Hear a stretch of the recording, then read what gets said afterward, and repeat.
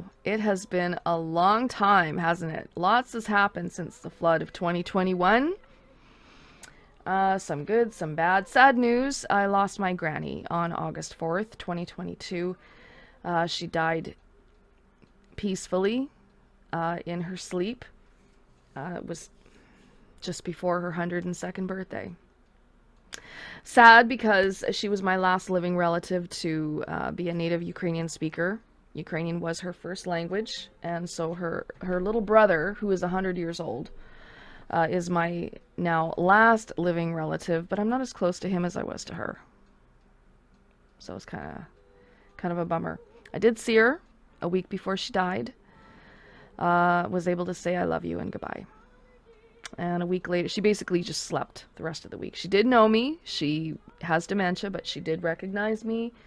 We did talk a little bit. It wasn't like conversation, but she knew I was there and we were able to say a few things back and forth. Not in Ukrainian. Apparently up to that point she was having delusions and she was speaking Ukrainian, but I don't know what was said. Wasn't there.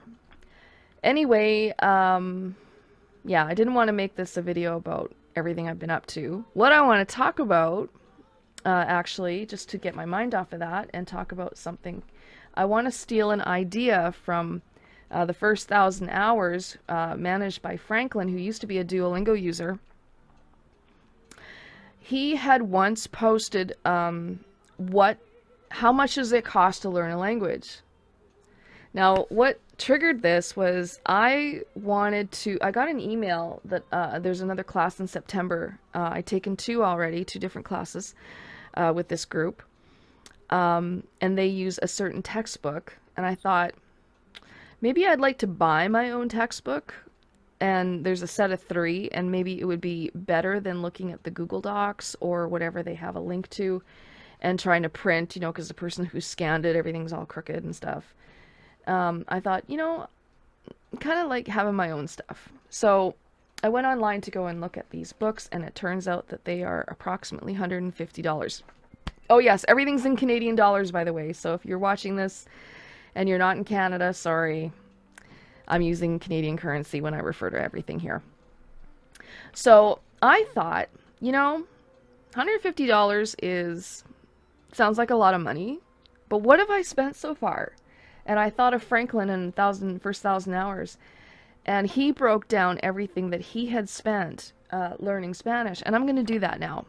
And it'd be kind of interesting if you do it as well, and let me know how much you've spent on your target language. So we'll start at the beginning with like lessons and learning materials like textbooks. Okay, that's the easy part. So to break it down, well, Duolingo, of course, was free, and that's the first thing I tried on March 19th, 2019. So everything I'm talking about is over a 3.5-year period. So March 19th was when I jumped in feet first, and I started learning Ukrainian. But my journey started a long time ago, so some things were purchased like 30 years ago, but I'm using them now.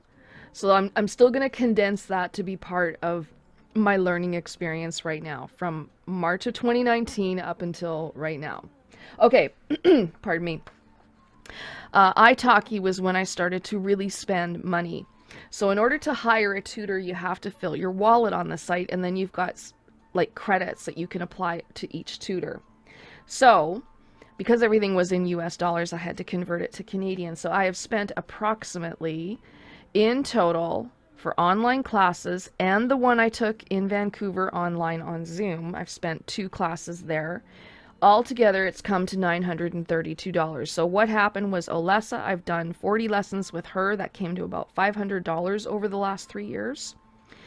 I've taken 4 lessons with 2 other tutors on italki, and I have taken 2 online courses, each one $200 each. So altogether, $932. Okay, books, textbooks, and like Ukrainian English dictionary and cassette tapes and stuff like that, the materials that come with it. So altogether, that was $128. So I've got a textbook, I have a couple puzzle books, I have a dictionary, and I had another text that came with a cassette. I no longer have the cassettes. Okay, Miscellaneous. These are things that maybe you don't think are necessary, but in my opinion, they were integral to include in my language learning because it's environmental. I like having these things around me, like my music, my calendar, um, stickers on my keyboard. Okay, because I'm a PC user, so I'll toggle back and forth on my keyboard from English to Ukrainian however much I want to or need to, and now I've gotten the hang of it. And I've so far bought 2 sticker packs, 3 calendars each year. Music, that's a big one. I think I spent like over $150 so far between CDs and Apple iTunes. So altogether, just shy of $200. It's $198 that I could calculate. I probably spent more than that, but that's, let's say an album on iTunes is about $10, $9.99, and then a physical CD is like $15. So I know I'm missing stuff, but it's at least that much. Okay, time and travel. Not incredibly necessary, but I'm like this, where I will go someplace to hear the language and immerse myself in the language. And one of those places was Edmonton to the Ukrainian Heritage Museum. Went there with my husband a few years back, and hotel, fuel, admission to get in, altogether approximately $600. And then I put an extra $10 because there was one occurrence where I drove to a Ukrainian church and back. So it was like a 45-minute drive. So I spent the fuel, that's an expense, right? To go and immerse myself in the language. Okay, so altogether $610. Now, here's where it gets really personal is since launching You Crazy Canadian, my project has helped motivate me and help me learn. So having the website go ad-free, I like to have it looking, neat as a pin and, looking good. Didn't want ads. I've added a component to the site, the radio station.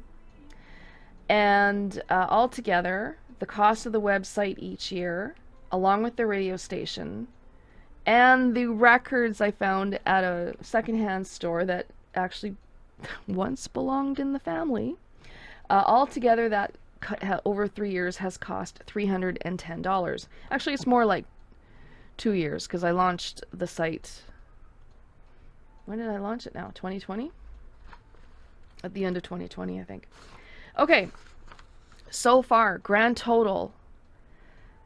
I mean, this is approximate. I'm sure I'm being generous here, but $2,178 over the last 3.5 years.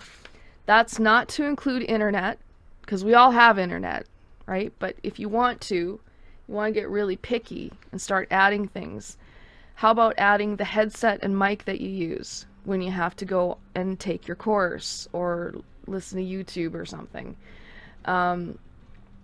Printer ink, if you're going to print out materials. The only thing that really is free, aside from having your internet connection, is going to the library. And when you have your internet connection, then you can go onto YouTube. The other thing is maybe the radio. Okay, like if I was learning French, for example, I'd have no problem turn the TV on and watching French channels, or listening to Radio Canada, because we have access to French here. It's our other official language other than English, and that's a different animal. But Ukrainian isn't like that. Anybody learning a language that is not commonly spoken, or like you go to look for a language, they always seem to skip Ukrainian and go right to Russian, except as of late. Now, over the last 42 months, because that's what 3.5 years is, if I were to break that down, it would be approximately $50 a month to date. I would continue the expense of hiring my tutor, Olesa, on italki. I probably will continue to invest in maybe taking a class or, whatever. It just so happens I included that expense this time because about 2 weeks ago, I booked another package with her. So that will continue on until at least December. So, with that said, how could I cut the cost on all these things? I'd have to start cutting things. And then when I look at what I'd have to cut, I don't want to cut these things. I don't want to cut the music out. I don't want to cut the calendar. I don't want to take away the keyboard stickers. I don't want to take away the books I've bought. So yeah, over 3.5 years, if you look at it like $50 a month, would you say it's worth it? I think so. With that said, what do I do now? Do I buy these books? It's $150. Oh, my husband is gonna kill me. My parents, oh my gosh, if I tell them that I've spent over $2,000 on learning Ukrainian so far, they would just, I don't even know what they would say. You're crazy. You're crazy, Canadian. But the truth is that I will continue learning this language, and I am probably going to continue purchasing items to learn it. I think the meat of it, though, has been paid for, like a lot of the textbooks and whatnot. And with Olesa, there were some materials that she has given me for free, just by being her student. She has offered me her textbook online. I'll probably buy more music. But the other thing I wanted to say was YouTube has been so invaluable, because not only can I go and listen to Ukrainian people teaching it, I can watch movies too. There's a lot of people that have uploaded some old movies. More of the newer movies I think you'd have to pay for, but there's a lot of old ones out there that are still on YouTube. And radio. I have a Bose stereo, and in order to listen to radio out of Ukraine, I have to use TuneIn to find what I want, because there's not Ukrainian radio offered in Canada. I can't just go and turn on my, AM radio or FM radio and find a Ukrainian station. That's not going to happen. We do have Ukrainian programs that maybe run for an hour once a week, but that's about it. I'm talking about having access all the time, 24 hours a day. So, with that said, I will likely purchase more music. I will likely purchase more books. I don't think this is over. I'm just plateauing right now, so talking about this is just generating more interest in me too. So, with that said, $2,178, and then spending another $150 on 3 textbooks. Do I do it? I think so. See you later.